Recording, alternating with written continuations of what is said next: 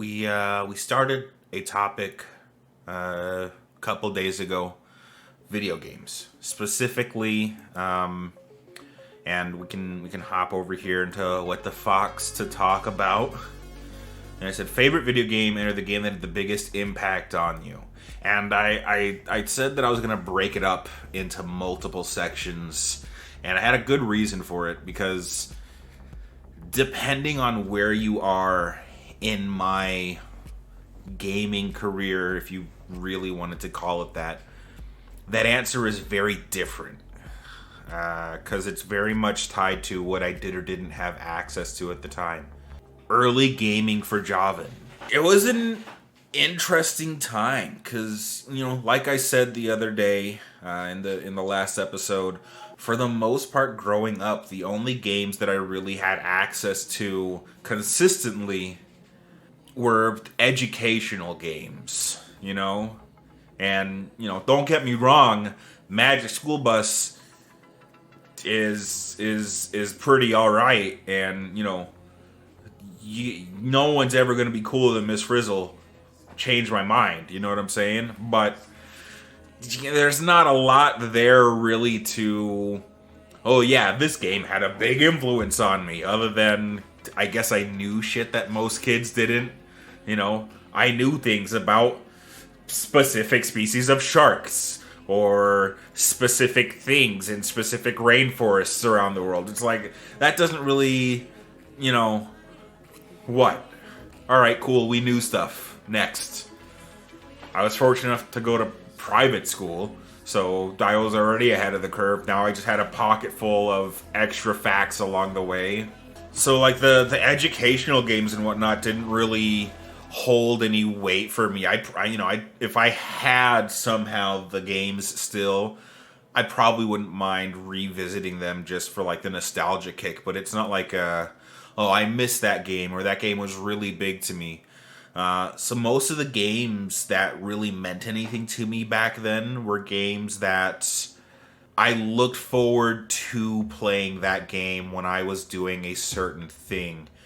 And that's kind of how me and my brother experienced most games when we were kids, which made us just absolutely boring friends because, all of our friends who had video games, they played their games all the time. When they had their friends over, it's because they wanted to play with their friends. And, back before stuff like, Xbox was a thing and, you could all sit there and play Call of Duty together or play Minecraft together on the Xbox or whatever.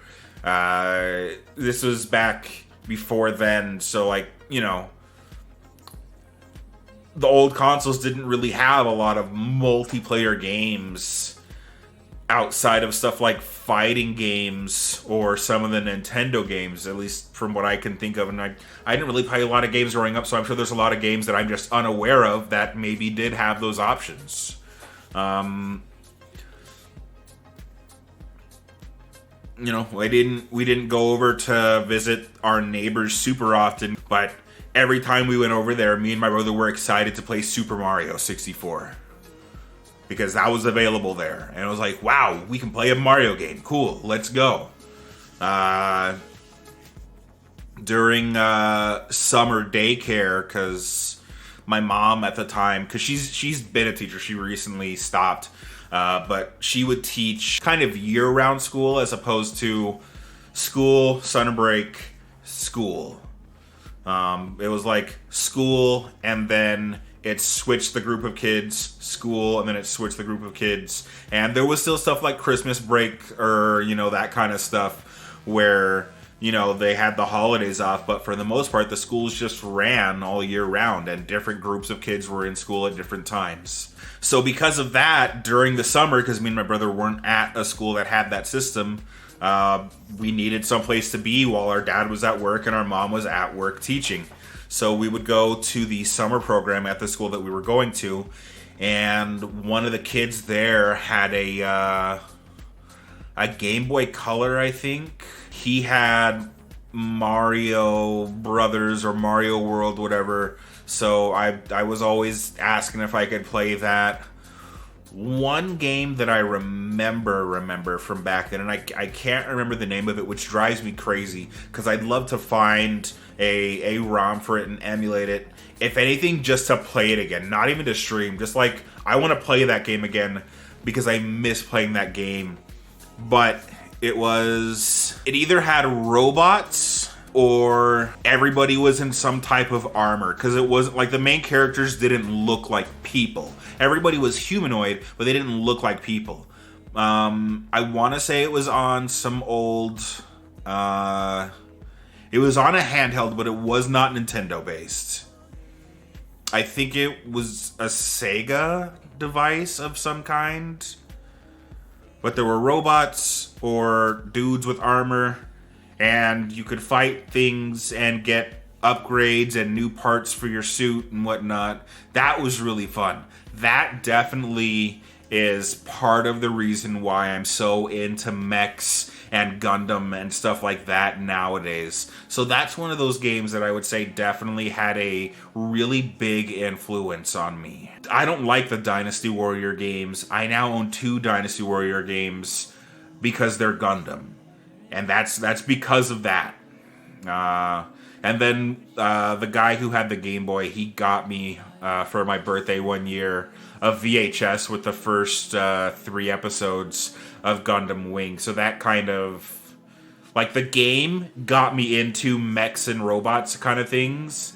That got me specifically into Gundam. I could easily say that's one of my favorite games from my childhood.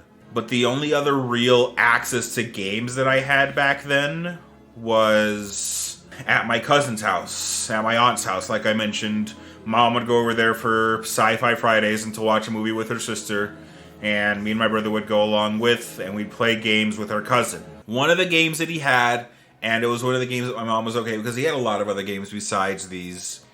One of the games that was available there was Mario Kart.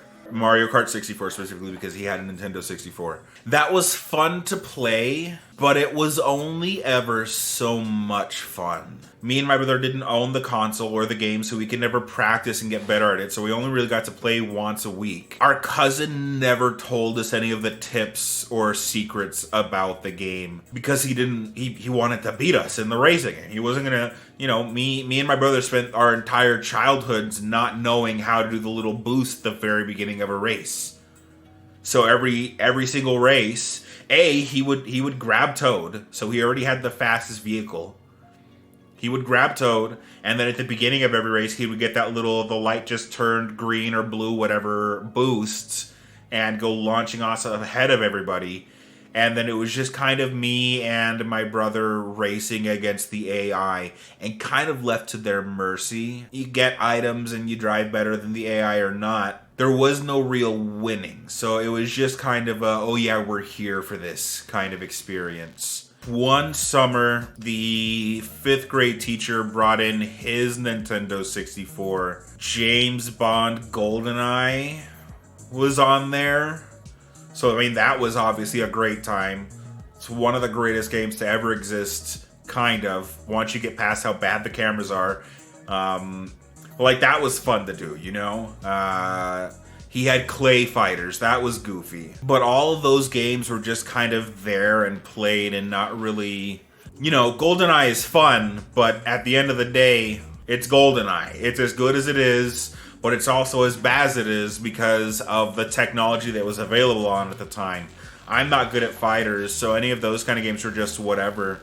One of my favorite games from my childhood that I can remember playing, easily my favorite Star Wars game to this day, and I'm willing to admit that that's probably just because of the nostalgia factor that's involved whenever I think about the game. Star Wars Shadows of the Empire. You don't even play as an actual Star Wars character. I think at most you see Han Solo for 2 seconds in a little video in the game, or you see Luke for about as long in another video in the game. Outside of that, it's just a game in the Star Wars universe. You're playing as some guy who I think is a friend of Han's or something like that. But you're just kind of going through on these missions, doing things in the Star Wars universe. There's a mission on Hoth. There's a couple of space fights. And then there's just these other missions that you do that are just completely outside of the story. I think at one point, yeah, you see Han Solo because you rescue him from IG-88, who's one of the bounty hunters in the Star Wars universe. Luke comes up in conversation because you're tracking Boba Fett, who's currently looking for Luke or something like that. It's a really weird game if you look at it from a Star Wars game perspective, because there's no real Star Wars characters in it. But to me, that was a really fun game. There's a fight in there where you're on the ground running around an AT-ST and you're shooting it with your blaster. And that is the fight. And it sucks. And it's miserable. And I'm convinced that it, like every other Star Wars game, has cloned from that idea ever since. But it was just a fun game to play.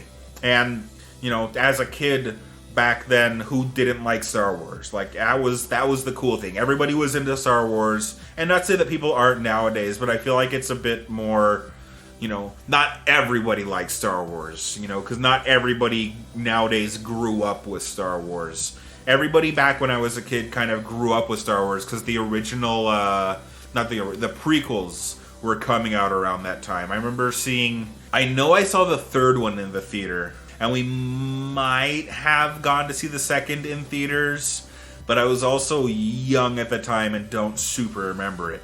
But yeah, so Star Wars Shadows of the Empire, easily one of my favorite Star Wars games, and a game that I would happily play today. The other game that I really enjoyed as a kid, I didn't really get to play till years later. There's two games on the PC that I super enjoyed.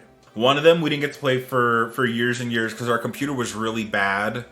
Well, our computer couldn't handle it at all. Our mom's computer, because she had a computer at work because she was a teacher, could kind of handle it, was Lego Rock Raiders, which is just, like, it's such a stupid game, but it's a Lego game, so that makes sense. But that was goofy and fun to play, if only for the really memey voice acting at times. I don't think I would have fun playing that game today, but I just have these vivid memories of either me sitting there or my brother sitting there and us taking turns playing the game and just listening to the goofy shit that people in the game would say. All the little miners and the rock people and the rock monsters and all that. It was just like weird, stupid crap that they would say, and it was just funny. It really was. And then the other game, and it's probably one of the games that I had the most fun playing. Even though I was kind of always playing catch up with the game because my characters were never as strong as my brother's because the computer was in his room, so he had more time to play it. Lord of the Rings Return of the King on PC, which is a game that came in that EA pack that my dad got, and then just kind of gave the games to me and my brother that he didn't want to play. Lord of the Rings Return of the King had a co-op mode on it that me and my brother would play together, and I would say that that's kind of held the biggest influence over the things that I play now or the way that I try and play games now. I can't remember a lot of times in my childhood where I had as much fun as I did when I was playing that with my brother. Like, sure, playing, you know, whatever was fun. You know, playing Mario 64 is fun. And then you die and you lose and you start over. You know, playing the Star Wars game was great. It's only single player. Playing GoldenEye is fun, but once you get golden gunned once or twice, or you get the little stupid, what's his name? Odd Job. You get hit with the Odd Job hat once or twice. You're like, all right, cool, I'm kind of done with this because this kid's being an asshole. Playing Lord of the Rings Return of the King with my brother was one of my first real play games with somebody game that wasn't our cousin just kind of schooling us in something. Just the amount of time that we spent in there, both of us getting all of the characters all the way to max level on both the first and second player profile so that either of us could be whichever character and have them at max was just a fun time. It was just fun. It really was. Nowadays, I'm very much the same way. I'm having the most fun when I'm playing a game, when I'm playing with somebody. And I think that's kind of where that came from. That, you know, these are fun to do, sure, but having someone here to do it with me is even better. Because now it's not just me, and I'm able to share in this moment, and I'm able to share how I'm feeling in this moment with someone else. Whether that's a person that I'm playing the game with, or the people on the other side of the screen who are now able to experience this thing with me, as opposed to me just sitting here by myself. So I feel like that kind of ties a bit more into more than just video games.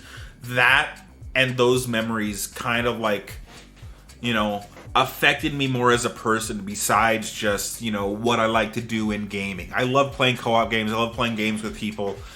But I love sharing those moments with people.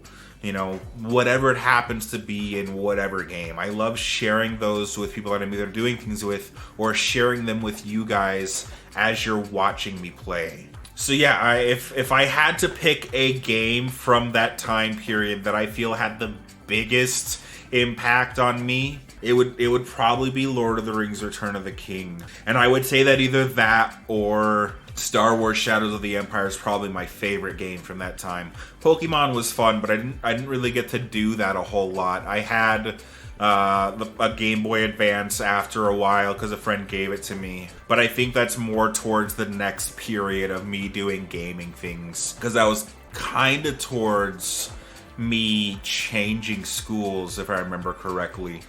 So it was kind of towards me getting introduced to console gaming outside of the Nintendo 64. So we'll put that off till the next one. Pokemon was fun, but I enjoy Pokemon nowadays. I would more tie that to playing with the cards growing up than playing any of the games, because I only really got to play one of the games 3 or 4 generations behind. But yeah, so I think that for that period of my life, biggest impact and something that's still impacting me today, Lord of the Rings: Return of the King, and then Star Wars: Shadows of the Empire very much as a close second.